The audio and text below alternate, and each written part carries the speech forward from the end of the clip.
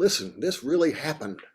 There were 14 of them. I counted 14 men and women, all very well dressed, all of them down on their hands and knees, hiding behind a row of bushes that cuts across the middle of the park where I had gone to do my exercises. They were keeping very quiet. Off to one side was a man with a boom box. I thought to myself, what in the world is going on?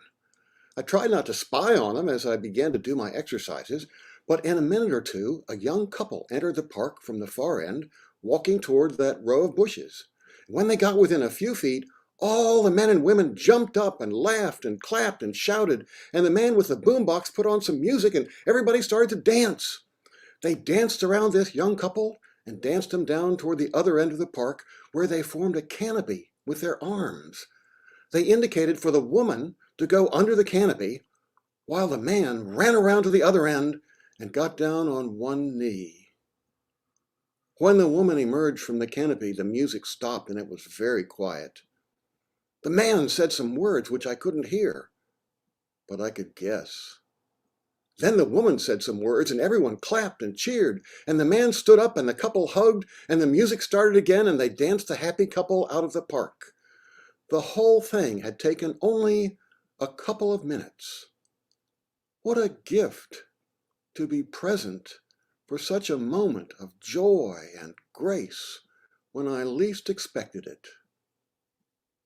May such moments of joy and grace come to you when you least expect them. This morning I want to draw your attention to the gifts which we receive when we least expect them. Often they are something we don't deserve and had no reason to anticipate. They come to us simply because we happened to be in the right place at the right time, perhaps simply because we are human. I invite you to think about times when such gifts have come to you. Robert Louis Stevenson wrote this simple and brief but profound children's poem. You may remember it.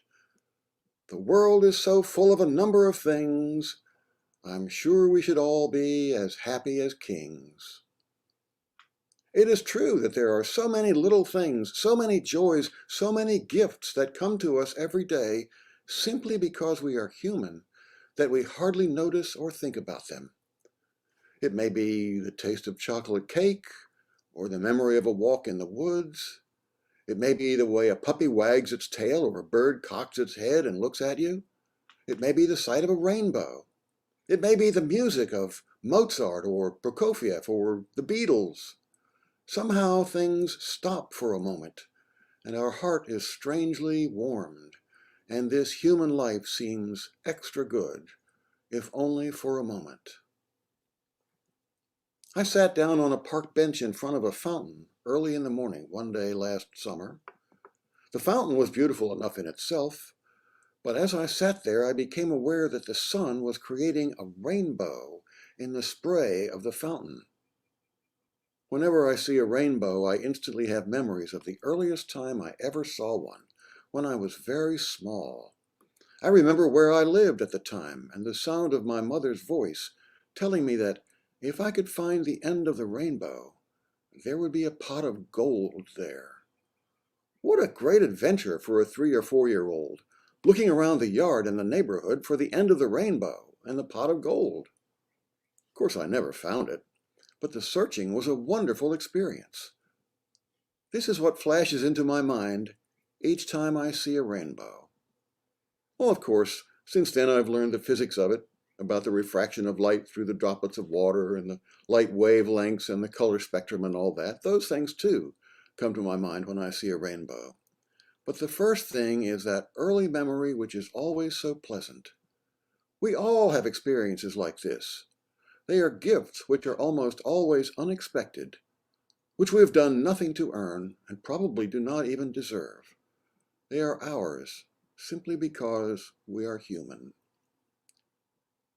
Some years ago, in connection with the Partner Church program, I spent 4 weeks at the University of Debrecen in Hungary, studying Hungarian language and culture.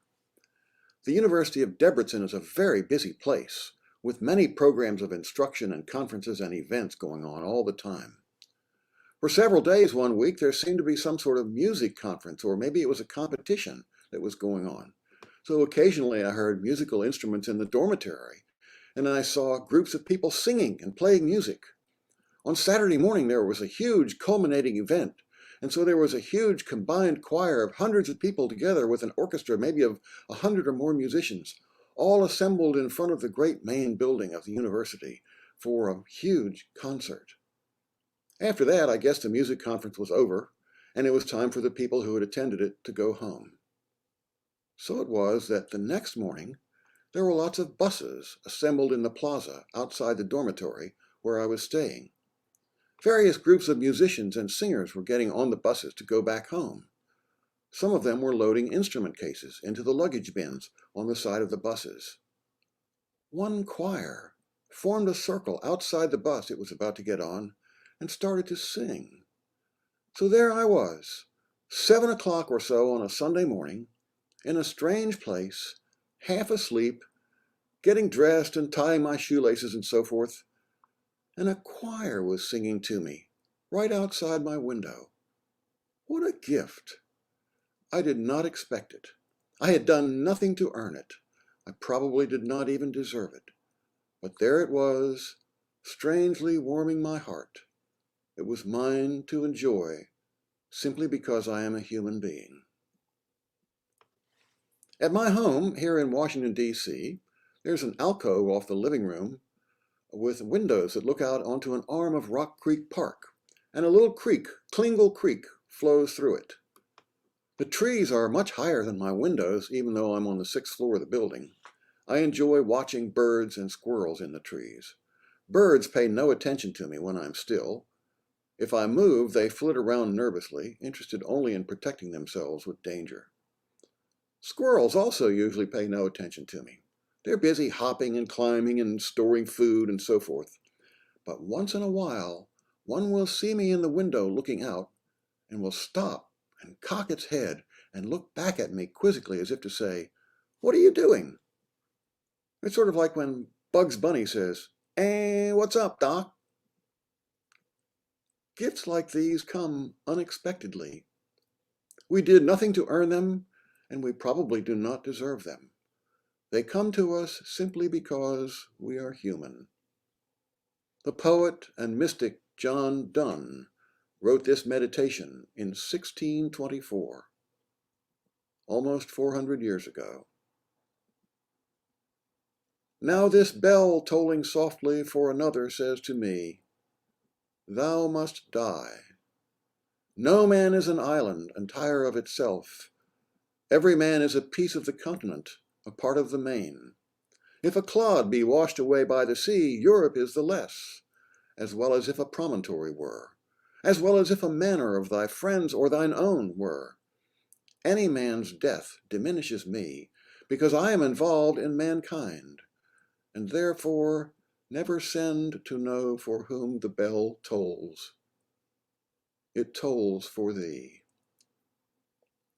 Indeed, the bell will toll for each of us soon enough. Of that we can be certain. The day is coming when no one who is here today will be here in this place, just as so many of those who were faithful for many years are no longer among us today. One day soon enough, the obituary page will list my name. One day soon enough, the obituary page will list your name. We do not know when that day will be. In the meantime, let us enjoy the gifts which are ours, whether it is the sound of a child's laughter, or the taste of wild strawberries, or the quick smile of a friend, or the sound of heavenly music, or a rainbow, or a precious memory which seems to spring from nowhere. Enjoy it. Let it strangely warm your heart, knowing that you did not expect it, you did nothing to earn it, and you probably do not even deserve it. Be glad that it is yours, simply because you are human. When you receive such a gift, do not expect to receive it again. Do not pass up the chance to enjoy it now, for it may not come your way again. Give thanks for the gift. Say words of praise if you wish, for the source from which it comes, however it is given to you to understand that source. That is what Garrison Keillor is doing in one of his essays when he writes, "Thank you, dear God, for this good life, and forgive us if we do not love it enough." Or Kurt Vonnegut, when near the end of his life, he writes, "Almost everything I saw, I loved."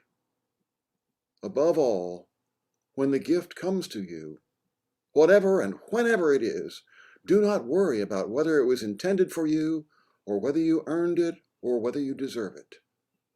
Do not ask for whom the gift is given. It is given for you. Those are my thoughts this morning about unexpected gifts.